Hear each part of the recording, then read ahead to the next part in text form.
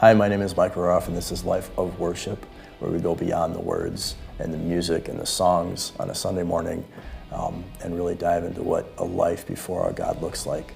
And I've been going through a series on the names of God. And when we talk about a name of God, it reflects who He is as a person. It's not just a name. That's why when the Bible talks about the name of God and every knee will bow, it is talking about the authority that He has. It is talking about the power that He has. It is talking about the omnipresence that He has. It is all-encompassing. And the thing we need to fully grasp and understand is that He does not change. We need to know that He does not change. As humans, we change all the time, but we are human. God is not human. He is the creator of humans. And so He does not change. And so this week, I'm going to be going through Alpha and Omega. And that's found in Revelation. At the very end of Revelation, Alpha and Omega are the first and last letters of the Greek alphabet. Jesus is making the boldest claim when He says this. He is saying He is the beginning. He is saying He is the end. And He is saying that He is I am, or all in all. He is our A to Z. He was and is and always will be. He was making the claim that He is the eternal God, and He is. Being fully God and fully man, it is easy for us to confuse who Jesus was. Because He was born, we may think that He had a beginning. But the claims that Jesus made of Himself are actually quite the opposite. In John 1, it says, "In the beginning was the Word, and the Word was with God, and the Word was God."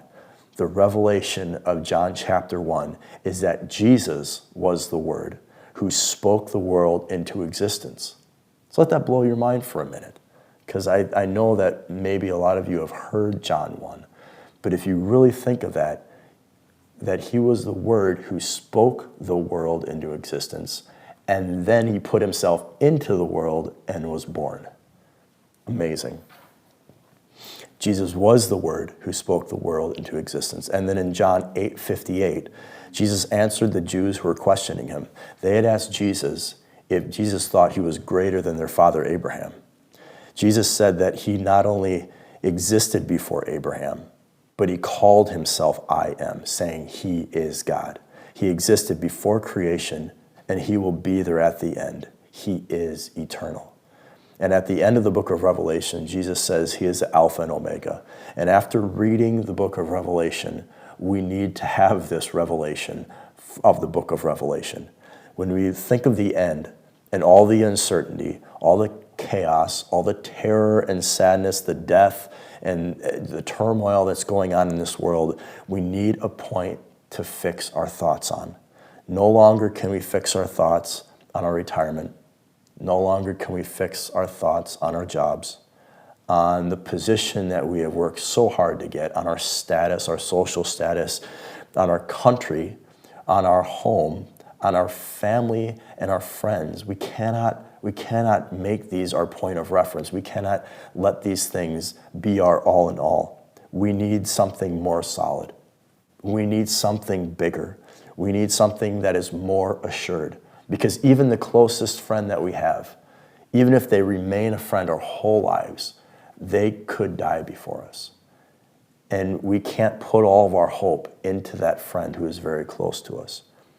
And the assurance that we need, it only comes when we let our faith rise up and we put our trust in Alpha and Omega. We know how powerful He is, how much He cares for us, how His reign extends throughout the whole earth, how He leads us and He guides us. But there is a nagging question that the enemy tries to plant in our subconscious. Will God always be there? Because sometimes in our lives it feels like He isn't there.